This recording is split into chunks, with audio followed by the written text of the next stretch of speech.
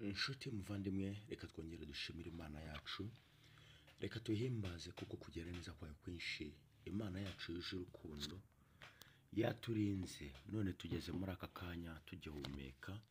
Reka twese tugire tuti Imana, izina ryawe rihabwe icyubahiro. Yaturinze rero, twongeye kubona umucyo utamurura umwijima, igitondo kirabonetse. Imana yabikoze, turayihimbaje. Reka twese tugire tuti Mwami mwiza, icyubahiro, ishimwe no guhimbazwa bibi byawe none n'iteka ryose. Amen. Aka kanya keza tugezemo, tugiye gukomeza kwigana ibyigisho by'ishuri ryo ku Isabato.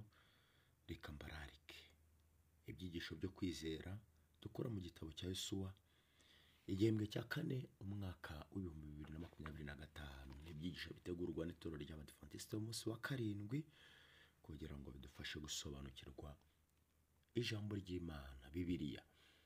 Ikigisho cya 9 turiho kitubwira ngo abaragwa b'amasezerano, imbohe z'ibyiringiro. Icyo kwibukwa twakibonye muri Zekariya igice cya 9 umurongo wa 12, hari amagambo atubwira ngo nimuhindukirire igihome gikomeye, mwambohe zifite ibyiringiro.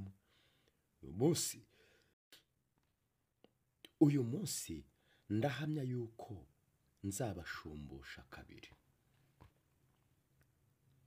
Nimuhindukirire igihome gikomeye, nimuhindukire.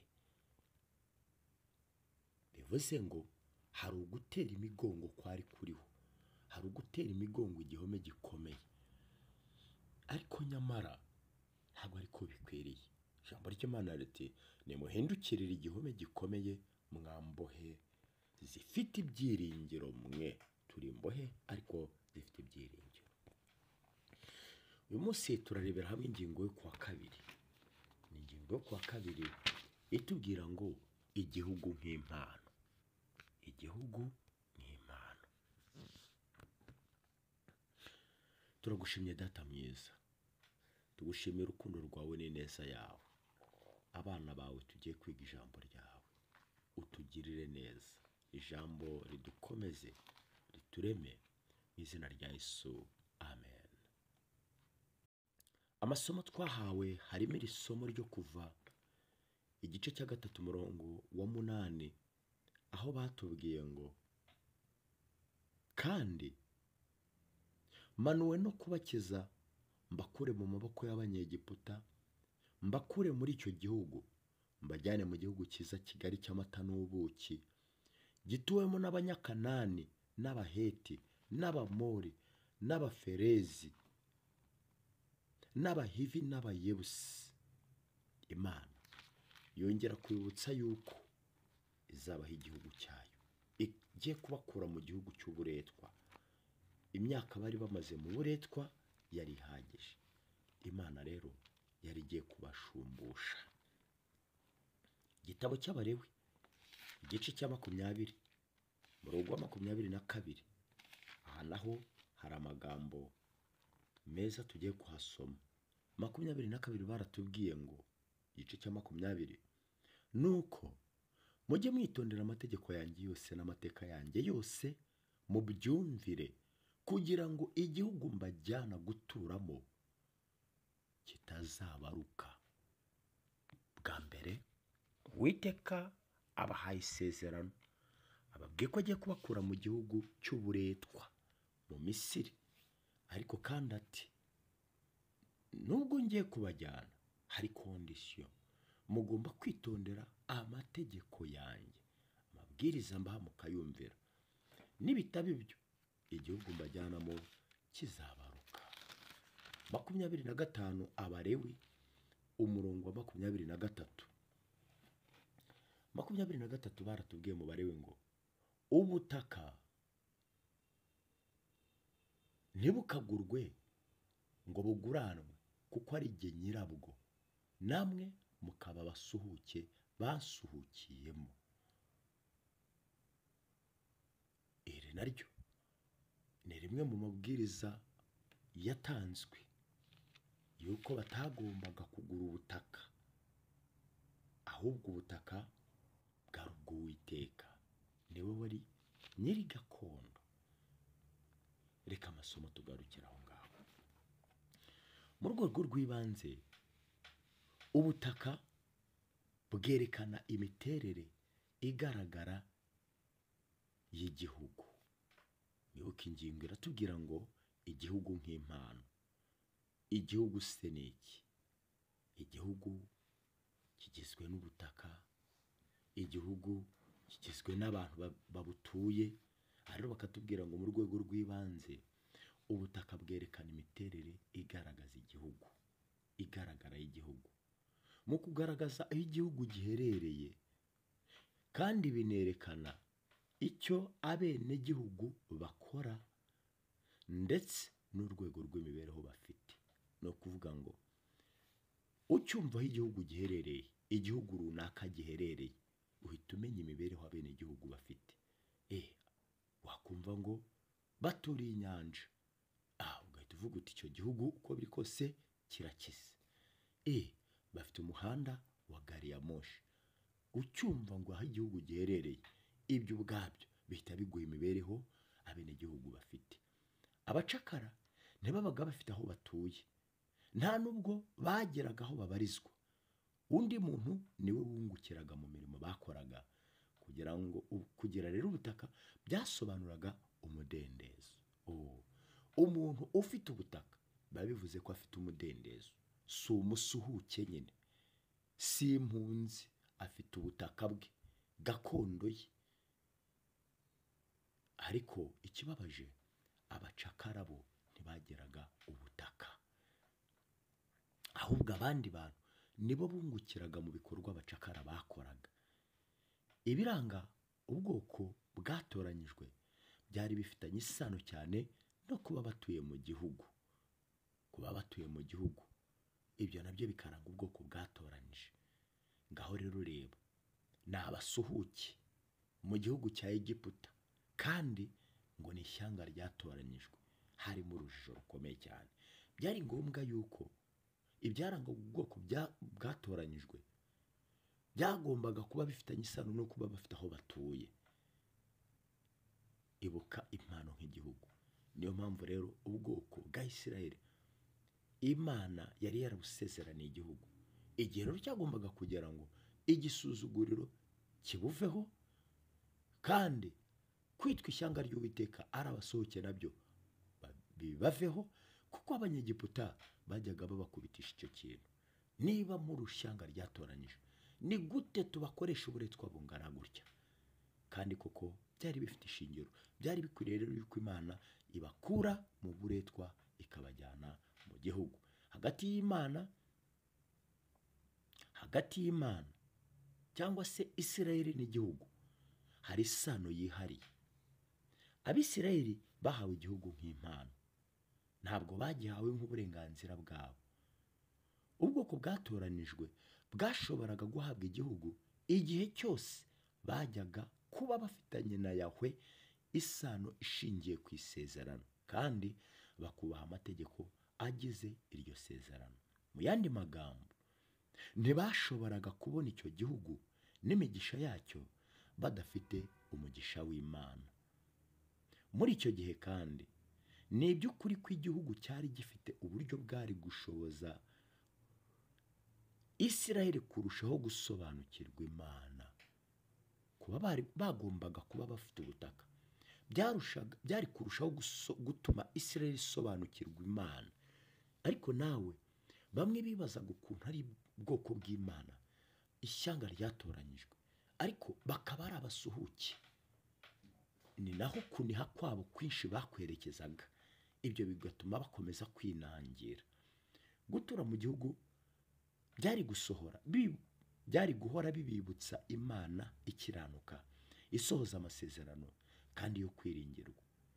Cyaba igihugu ubwacyo cyangwa Isirayeli, nta cyajyaga kubaho bidaturutse mu mugambi w'Imana. Yo yari isano, yo yari isoko n'ishingiro byo kubaho kwabo. Igihe rero Abisirayeli bari bakiri muri Egiputa, iki cyumve, igihe Abisirayeli bari bakiri muri Egiputa, bundi uruzi rwa Nili ni rwo buryo bwo kuhira imyaka. Urumva, Egiputa cyangwa se abisirayeli, kuko nabo igihe cyarageze bakajya bagira ubutaka bagahinga nubwo bari abasuhuke. Uburyo bwo kuhira imyaka bwakoreshwaga rwari uruzi rwa Nili. Nili niyo yabafashaga kuhira imyaka, kandi bifatanije n'umurimo uruhije cyane. Ibi byabahishaga kubona ibyo kurya bari bakeneye. Kanani rero yo iyi bagombaga kujyamo. Iki gihugu bari barahawe. Umva itandukaniro ririmo. Egypte, Misiri yari ifite uruzi rwa Nili rwabafashaga kuhira imyaka bahingaga, bwaneteshaga imyaka bakabona ibyo kurya biturutse mu kuhira imyaka. Ariko iki gihugu cy'i Kanani yari itandukanye n'ibyo. Imvura niyo yatumaga babona umusaruro mwinshi, kandi Imana yonyine niyo yashoboraga gutegeka ikirere. Iri tandukaniro ryumve. Hari abiringiye uruzi rwa Nili ko ari rwo rugomba kubabeshaho. Abo ni Abanyegiputa. Bamwe yemwe bati Nili we, Nili ni nayo mpamvu burya bagira rwari rwarababereye ikigirwamana. Nili burya ngo cyari ikigirwamana cy'Abanyegiputa. Yemwe hariho n'abayisengaga, kandi biringiraga yuko umusaruro n'umwero wabo wose ari Nili yawubahaga. Ariko Kanani, iyi ngiyi Kanani ni igihugu kitagiraga uwo mugezi nyine, ahubwo ngo imvura niyo yaneteshaga imyaka yabo maze bakeza. Kandi wibuke yuko ikirere gitegekwa n'ijuru. Bivuga ngo ukwera kwa Kanani kwari kuri mu biganza by'Imana. Bityo rero icyo gihugu kibutsaga Isirayeli ko bagomba guhora bishingikirije ku Mana. Bagombaga guhora mu masezerano y'Imana. Imana itegeka ikirere niyo yabahaga umweru binyuze mu kugusha imvura, kuko Nili nyine ntiyari iriho. Nubwo Isirayeli yahawe igihugu nk'impano ikomotse kuri Yahwe mu buryo budasubirwaho, Imana ubwayo yakomeje kuba nyiri icyo gihugu, kuko isi yose ariye. Nk'uko Zaburi 24 umurongo wa mbere habitubwira. Nyine igihugu cyari icy'Uwiteka. Ubutaka bwakomeje kuba ubw'Uhoraho. Ntabwo Isirayeli yagombaga kwirata ngo igihugu ngo nahanjye. Ibi bintu byose wibuke ko babikesha Uwiteka. Niyo mpamvu nyine Zaburi yatubwiye ngo isi n'ibiyuzuye n'iby'Uwiteka, ndetse si isi yonyine n'abayibamo. Iyo ni Zaburi 24 umurongo wa mbere. Isi n'ibiyuzuye n'Uwiteka. Yahwe afite ubutware bwo guha Isirayeli igihugu cyangwa kukiyambura. Ibi rero kukirambamo no kukibamo bafite umutekano byagombaga gushingira ku kwishingikiriza ku masezerano y'Uwiteka no kuba mu mategeko y'Uwiteka badakebakeba. Niba Imana ariyo nyiri igihugu, Abisirayeli ndetse n'abandi bantu bose ni abashyitsi n'abimukira. Yemwe n'Abisirayeli ubwabo bari abashyitsi n'abimukira, kuko Imana niyo yari nyiri ubutaka. Cyangwa se tubivuze mu mvugo ikoreshwa muri iki gihe, twese ubwacu turi abashyitsi Imana icumbikiye mu gihugu cyayo cyangwa isi yayo by'igihe kirekire.